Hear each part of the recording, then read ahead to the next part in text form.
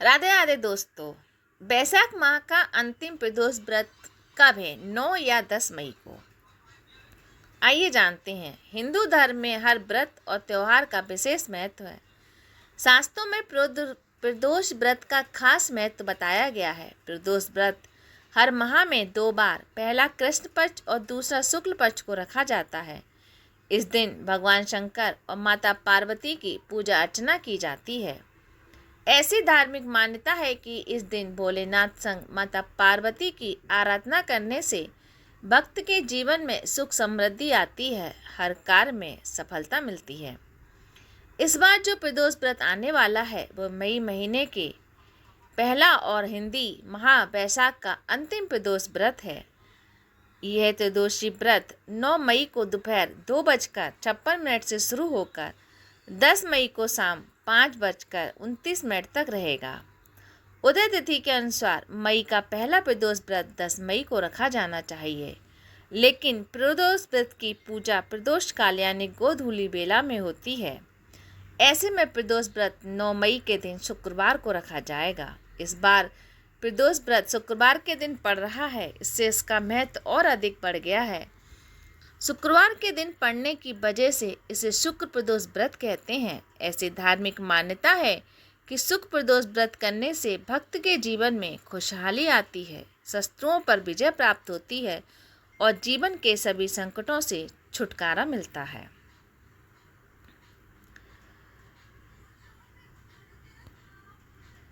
आइए जानते हैं कि शुक्र प्रदोष व्रत की कथा क्या है। शुक्रवार के दिन जब भी त्रिदोषी तिथि का संयोग बनता है तब शुक्र प्रदोष व्रत लगता है। शुक्र प्रदोष व्रत के साथ चतुर्थी तिथि का भी संयोग बन जाए तो ये और भी उत्तम होता है। शुक्र प्रदोष व्रत के संयोग से पुराण में वर्णित शुक्र प्रदोष व्रत की कथा का जो भी भक्त श्रद्धा पूर्वक पाठ करता है उसको मनोवांछित फल की प्राप्ति होती है। प्राचीन काल की बात है कि एक नगर में 3 मित्र रहते थे। तीनों में ही घनिष्ठ मित्रता थी। उसमें एक राजा का बेटा, दूसरा ब्राह्मण पुत्र, तीसरा सेठ का पुत्र। राजकुमार व ब्राह्मण पुत्र का विवाह हो चुका था। सेठ पुत्र का विवाह के बाद गौना नहीं हुआ था। एक दिन तीनों मित्र आपस में स्त्रियों की चर्चा कर रहे थे। ब्राह्मण पुत्र ने नारियों की प्रशंसा करते हुए कहा कि नारीहीन घर भूतों का डेरा होता है। सेठ पुत्र ने यह वचन सुनकर अपनी पत्नी लाने का तुरंत निश्चय कर लिया। सेठ पुत्र अपने घर गया और अपने माता पिता को अपना निश्चय बताया। उन्होंने बेटे से कहा कि शुक्र देवता डूबे हुए हैं, इन दिनों बहू बेटुओं को उनके घर से विदा करा कर लाना शुभ नहीं होता, अतः शुक्रोदय के बाद तुम अपनी पत्नी को विदा करा लाना। सेठ पुत्र अपनी जिद से टस से मस नहीं हुआ और अपनी ससुराल पर जा पहुंचा। सास ससुर को उसके इरादे का पता चला। उन्होंने उसको समझाने की बहुत कोशिश की किंतु वह नहीं माना, अतः उन्हें विवश होकर अपनी कन्या को विदा करना पड़ा। ससुराल से विदा होकर पति पत्नी नगर के बाहर निकले थे कि उनकी बैलगाड़ी का पहिया टूट गया और एक बैल की टांग टूट गई। पत्नी को भी काफ़ी चोट आई। सेठ पुत्र ने आगे चलने का प्रयत्न जारी रखा, तभी डाकुओं से भेंट हो गई और वे धन धान सब लूट कर ले गए। सेठ का पुत्र पत्नी रोटा पीटता अपने घर पहुंचा।